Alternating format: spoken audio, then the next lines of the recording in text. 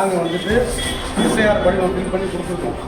எங்களோட 2 பேர் பேருமே நீங்கள் கொடுத்த பட்டியலில் டெத்துன்னு வந்துருக்கு. எதன் அடிப்படையில் நாங்கள் இறந்து போயிட்டோம், உயிரோடு இருக்கவங்களை இறந்து போயிட்டுன்னு சொல்கிறதுக்கு உங்களுக்கு அதிகாரம் யார் கொடுத்தா, எந்த ஆவணத்தின் அடிப்படையில் எங்களை இறந்து போனோம்னு அறிவிச்சிருக்கீங்க. அப்போ எங்களுக்கு வேட்பாளர் தெரிஞ்சுக்கிட்டு திட்டமிட்டு அதிகார வர்க்கத்தில் இருக்கின்ற அரசுகள் இதெல்லாம் நீக்குதா?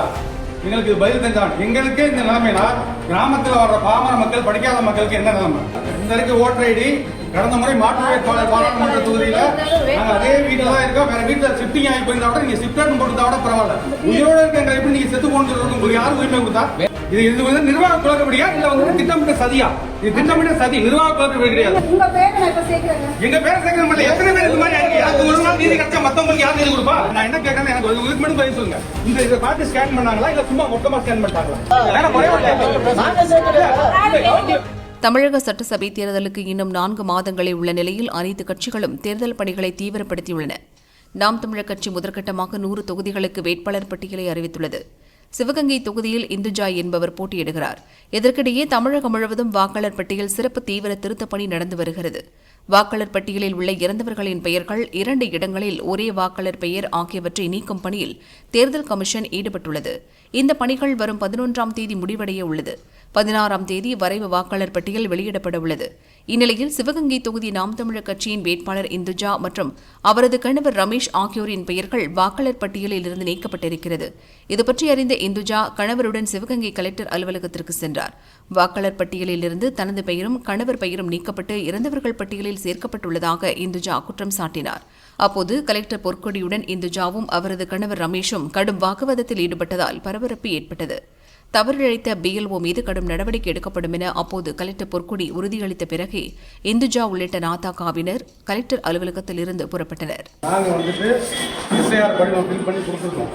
எங்களோட 2 பேர் பேருமே நீங்கள் கொடுத்த பட்டியலில் டெத்துன்னு வந்திருக்கு. எதன் அடிப்படையில் நாங்கள் இறந்து போயிட்டோம், உயிரோடு இருக்கவங்களை இறந்து போயிட்டுன்னு சொல்றதுக்கு உங்களுக்கு அதிகாரம் யார் கொடுத்தா, எந்த ஆவணத்தின் அடிப்படையில் எங்களை இறந்து போனோம்னு அறிவிச்சிருக்கீங்க? சொல்லுங்க. இப்படித்தான் இந்த எஸ்ஐஆர் நடக்குதா? அப்ப எங்களுக்கு வேட்பாளர் தெரிஞ்சுக்கிட்டு திட்டமிட்டு அதிகார வர்க்கத்தில் இருக்கின்ற அரசுகள் இதெல்லாம் நீக்குதா? எங்களுக்கு இது பதில் தெரிஞ்சான். எங்களுக்கே இந்த நிலைமைனா கிராமத்தில் வர்ற பாமர மக்கள், படிக்காத மக்களுக்கு என்ன நிலைமை?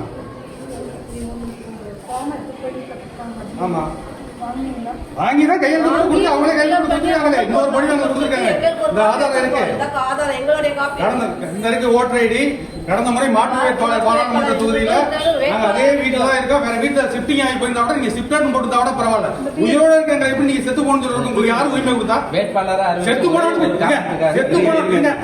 போனவங்க டெத் சர்டிபிகேட் வாங்குறதுக்கு 1000 அலைய வர நீங்க உயிரோடு இருக்க எப்படி வந்து செத்து போன அறிவிக்க முடியும்? உங்களுக்கு யாரும் அந்த அதிகாரம் கொடுத்தா? எதனா இப்படி எங்களுக்கு கொடுத்தீங்க அதை சொல்லுங்க.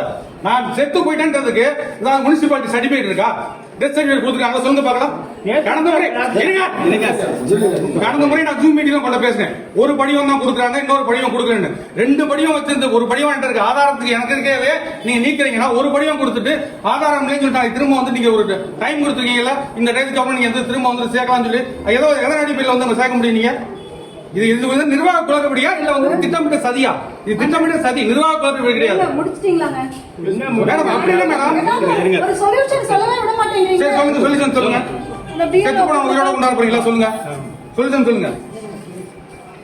அந்த பிஎல்ஓ மேல ஆக்ஷன் எடுக்க சொல்லுங்கப்பா. எதன் அடிப்படையில் அவங்க டெத்துன்னு சேர்த்தாங்கன்னு சொல்லிட்டு உடனே கூப்பிடுங்க. அவங்க 17B சார்ஜஸ் போட சொல்லுங்க, அவங்க பேர்ல சஸ்பெண்ட் பண்ண சொல்லுங்க அவங்கள. இவங்க கிட்ட ரெக்வெஸ்ட் கொடுங்க. இல்ல நான் ரெக்வெஸ்ட் கொடுக்குறேன் மேடம்.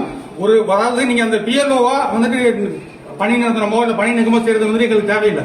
அவங்க கடைக்கோடி ஊழியர்கள் அவங்களுக்கு எதுவுமே தெரியல. பிஎல்ஓக்கு தெரியல ஆரம்பத்துல நான் சொல்றேன். இல்ல பிஎல்ஓக்கு எதுவுமே தெரியலையே. எங்க பேரை சேர்க்கணும். எத்தனை பேர் இந்த மாதிரி ஆயிருக்கு? ஒரு நாள் நீதி கிடைச்சா மத்தவங்களுக்கு யார் நீதி கொடுப்பா? நீங்க வயசு போங்க மேடம். என்ன சேர்த்துறீங்க மத்தவங்களுக்கு? நிறைய இருக்கு.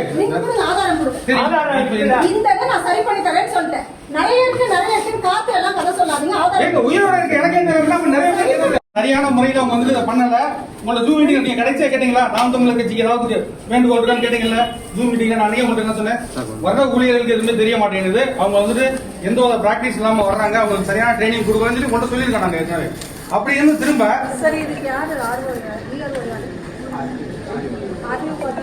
இல்ல நான் யாரையும் பார்க்கலாம், நேரம் தான் பாக்கிறேன். ஏன்னா காரணம் என்னன்னா நீங்க தான் வந்தாச்சு.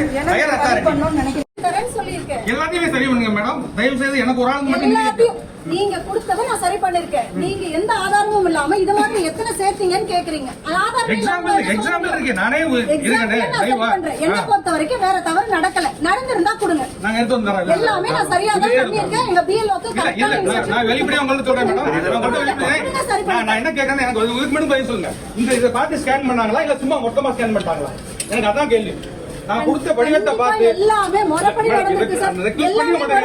நான் கூட ரெக்வெஸ்ட் பண்ணி கேக்குறேன். நான் கொடுத்த படிவத்தை சரி பண்றதுக்கு இந்த லிஸ்ட் யார் கொடுத்தாங்க சார்? இது உங்களோட லிஸ்ட் தான். இத சரி பண்றதுக்காக தான் உங்களை கூப்பிட்டு லிஸ்ட கையில கொடுத்துருக்கோம். ஏதேனும் தவறுகள் நடந்திருந்தா சரி பண்ணி கொடுங்க அப்படின்றதுக்காக தான். உங்களுடைய நீங்க உங்க பிஎல்ல இருக்காங்களா? உங்களுக்கு பிஎல்ல இருக்காங்களா?